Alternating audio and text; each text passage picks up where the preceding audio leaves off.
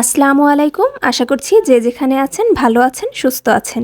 আজ আমি আপনাদের সাথে শেয়ার করব কাঁচা আমের টক মিষ্টি চাটনি।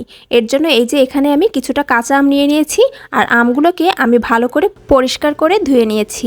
কেননা আমটা ছেলার পরে আমি আর এটাকে পানিতে ভিজাবো না, এতে করে আমটা শুকনো থাকবে এবং অনেক দিন পর্যন্ত এটাকে সংরক্ষণ করা যাবে।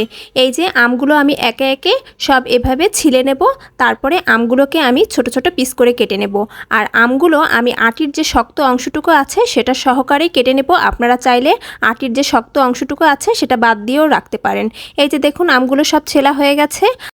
আর এই যে আমগুলো আমি এই সাইজ করে কেটে নিয়েছি, আপনারা চাইলে এর থেকে ছোট বা বড় যে কোনোভাবেই রাখতে পারেন। আর আমি এখন আমের জন্য যে মশলাটা দেখাচ্ছি, এই মশলাটা আমি আগে থেকেই তৈরি করে রেখেছিলাম। এর ভিতরে রয়েছে পাঁচফোড়ন, ধনিয়া, শুকনো মরিচ আর দিয়েছিলাম কিছুটা পরিমাণে সরিষা দিয়ে ভালো করে টেলে এটাকে গুঁড়ো করে রেখেছি। আগে থেকে মশলাটা তৈরি থাকলে আচারটা তৈরি অনেক বেশি সহজ হয়ে যায়।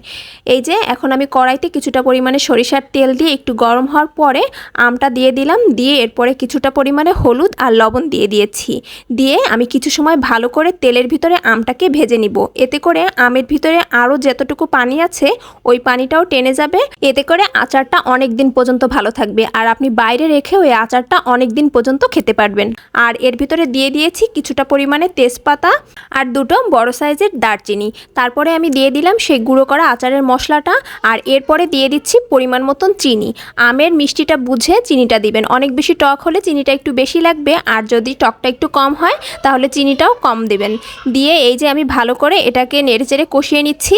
আর তেজপাতা আর দারচিনি দেওয়ার কারণ এটাই যে আচার থেকে অনেক সুন্দর একটা মিষ্টি মিষ্টি ফ্লেভার আসে, এতে করে আচারটা খেতে আরও বেশি মজার হয়। এই যে দেখুন চিনিটা গলে আমটাও অনেকটা গলে এসেছে। এখন একটু ঘন ঘন নাড়াচাড়া করতে হবে যাতে করে নিচে পোড়া লেগে না যায়। এরকম নাড়াচাড়া করতে করতেই দেখবেন আমটা ভাঙা ভাঙা হয়ে গেছে। তারপরে একটু কিছু সময় পর পর ভালো করে একটু নেড়ে দিতে হবে যতক্ষণ না পর্যন্ত আমটা ভালো করে আঠালো হয়ে কড়াই থেকে উঠে আসছে। যখন দেখবেন এরকম কড়াইতে আর আমটা লেগে থাকছে না আর তেলটা একটু উঠে এসেছে, তখনই বুঝতে হবে যে আচারটা হয়ে গেছে।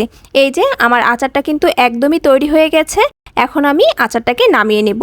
তারপর আচারটাকে আমি একটা প্লেটে পরিবেশন করে দেখিয়ে দিচ্ছি যে আচারটা দেখতে কেমন হয়েছে। এই যে দেখুন কালারটা কতটা সুন্দর হয়েছে আর খেতেও কিন্তু ভীষণ মজা হয়েছিল।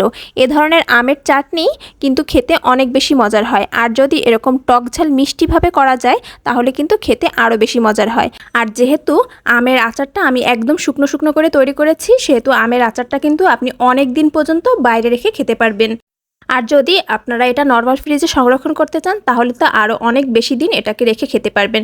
প্রায় বছর খানিকের মতন এটা নর্মাল ফ্রিজেই ভালো থাকবে। আশা করছি ভিডিওটি আপনাদের সকলের ভালো লেগেছে। সবাই ভালো থাকবেন, সুস্থ থাকবেন। আল্লাহ হাফেজ।